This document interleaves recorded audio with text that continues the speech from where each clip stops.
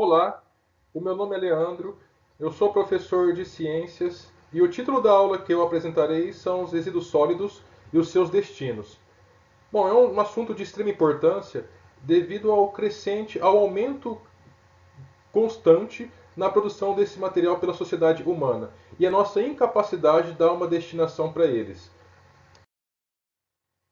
E qual é a destinação desses resíduos sólidos produzidos pelas sociedades humanas? Para onde que vão todos esses materiais? Bom, eu vou falar alguns dos destinos mais comuns que têm os resíduos sólidos: lixão, aterros sanitários e controlados, incineração, compostagem, biodigestor. Bom, isso se refere aos resíduos sólidos orgânicos, a matéria orgânica, como restos de alimentos, produtos provenientes da atividade agrícola e pecuária, não será tema dessa aula. E centros de triagem e reciclagem também não será assunto dessa aula. Falarei somente desses quatro primeiros. Bom, vamos começar falando dos lixões. Um lixão é uma disposição totalmente inadequada do resíduo sólido nas sociedades, nos municípios. Inadequada porque fica ao céu aberto, numa situação que fica totalmente propícia para o desenvolvimento, para a proliferação de animais peçonhentos e animais que podem transmitir, ser vetores de doenças para os seres humanos. Peçonhentos, como por exemplo o escorpião, cobras, vetores de doenças para os seres humanos, como por exemplo moscas, baratas, ratos, até mesmo formigas. Bom, é um problema social os lixões, porque muitas pessoas, numa situação de subemprego, numa situação degradante, acabam tentando buscar o sustento, coletando resíduos que podem ser úteis, podem ser vendidos, e fica totalmente sujeito a se contaminarem, se machucarem, ser acometido por doenças. Segundo dados da ABRELP, que é a Associação Brasileira de Limpeza Pública e de Resíduos Especiais, em 2018 havia quase 3 mil lixões em funcionamento no Brasil, em 1.600 municípios diferentes. Isso em 2018. Segundo a legislação brasileira, em 2014 não deveria haver mais lixões no Brasil. Então é uma situação totalmente irregular que nós vivemos. Bom, a gente pode observar agora um esquema de um lixão. O lixão ele tem todos os tipos de resíduos sólidos, dentre eles matéria orgânica. Quando a matéria orgânica começa a ser degradada, decomposta por micro-organismos, começa a produzir uma substância escura, mal cheirosa, chamada de chorume, que a gente pode observar na parte inferior dessa figura. O chorume, penetrando no solo, em contato com o lençol freático, pode contaminá-lo, conforme a gente pode observar nessa figura. Bom, esse slide eu apresento a foto de um chorume, esse líquido escuro. Creio que na prática todos já tenhamos observado quando nós deixamos um saco de entulho, um saco de lixo, dentro do qual, com muita matéria orgânica, restos de alimentos, com o tempo ele começa a escorrer um líquido escuro e mal cheiroso. Esse que é o chorume. Bom, esse slide representa um aterro sanitário. Um aterro sanitário é uma disposição adequada, segundo a legislação brasileira, é uma disposição adequada de resíduos sólidos provenientes das residências, das casas, das atividades comerciais e atividades de varrição pública. Né?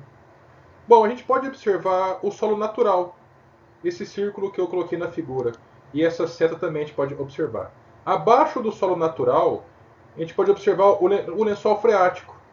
O lençol freático deve ser protegido do contato, bem como o solo, devem ser protegidos do contato direto desses resíduos sólidos por meio de uma camada plástica observada nessa seta à esquerda.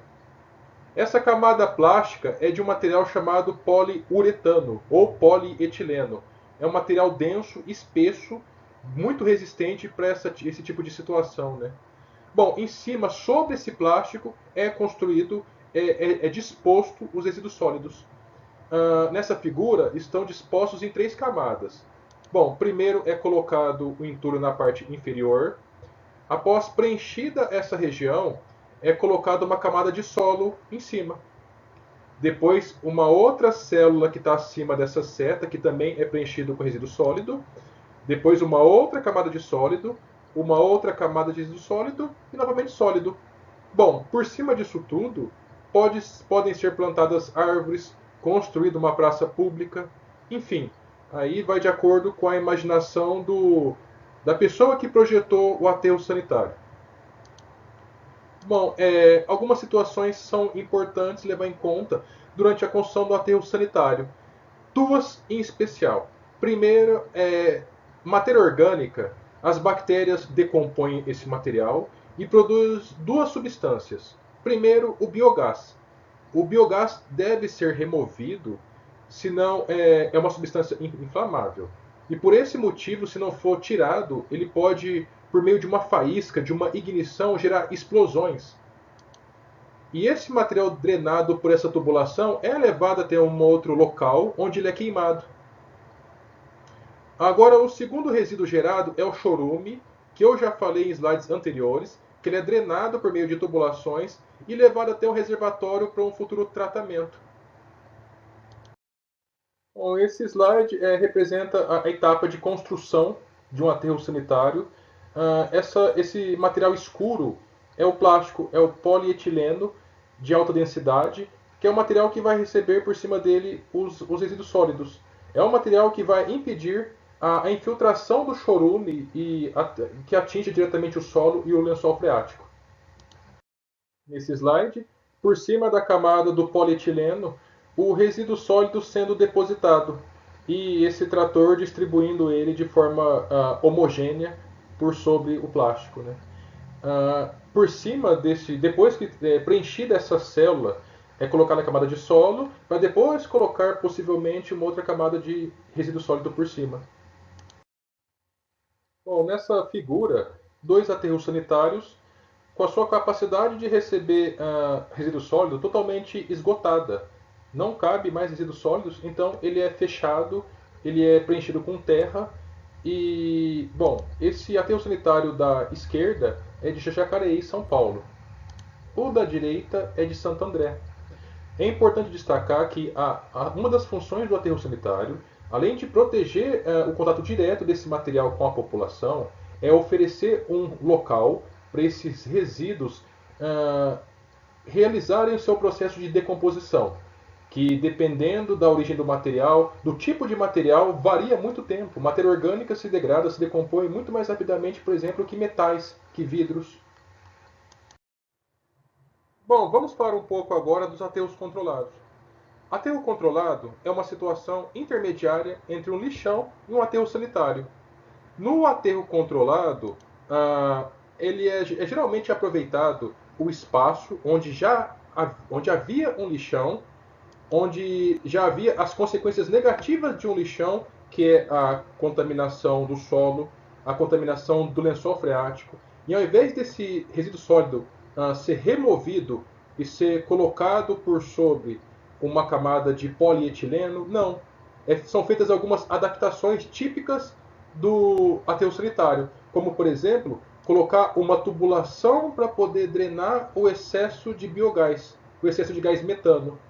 E além disso, é colocado uma camada de solo e de grama por sobre esse material. E a gente pode observar do lado direito da figura, de fato, a construção de um aterro sanitário. Então perceba, a estrutura antiga não é reparada.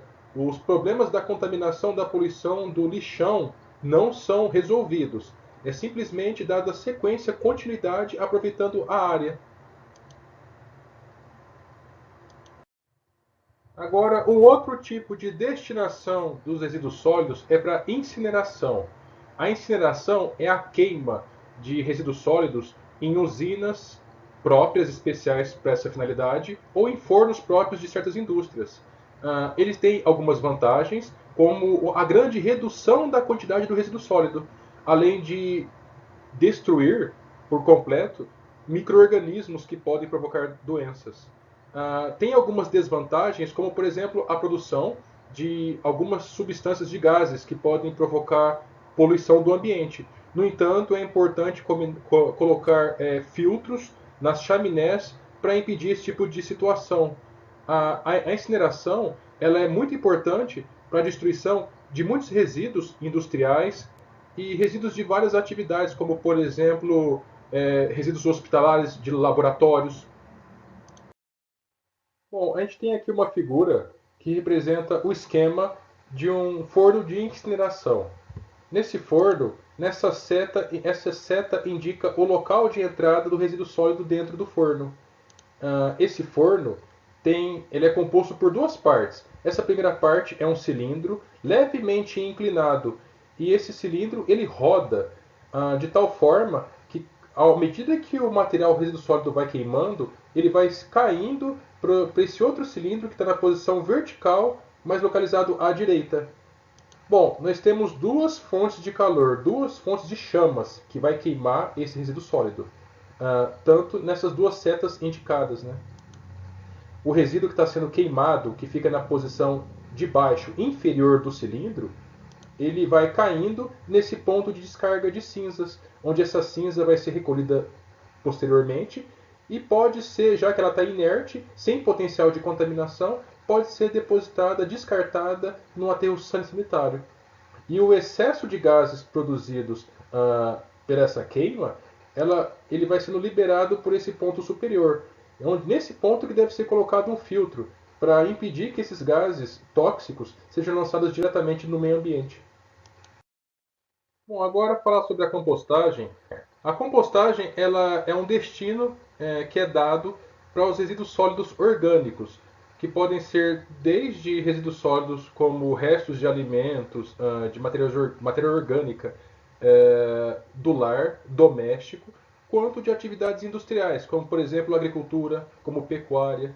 O objetivo desse processo é pegar esse material e por meio da ação de micro-organismos como bactérias, fungos, até organismos maiores como minhocas, insetos, promover a decomposição e a formação de nutrientes. E esses nutrientes podem futuramente ser utilizados como adubo. Então, o material formado no fim do processo da compostagem é o humus, que é um material muito rico, muito apto para ser utilizado como fertilizante, como adubo. Bom, agora eu vou apresentar uma alternativa para que nós possamos evitar a geração de resíduos sólidos orgânicos excessivamente em casa, uma composteira ou um minhocário. Composteira ou minhocário é algo que nós podemos comprar a estrutura. Essas três caixas que a gente está observando nessa foto, sendo que essa caixa da posição inferior, na posição de baixo, tem uma pequena torneira, pode ser muito bem montado esse sistema ou comprado. Nessa outra figura, a gente pode observar detalhes de como é o funcionamento interno desse sistema, dessa composteira. Essas duas caixas, na posição intermediária e superior, elas são preenchidas com solo e com minhocas da espécie californiana.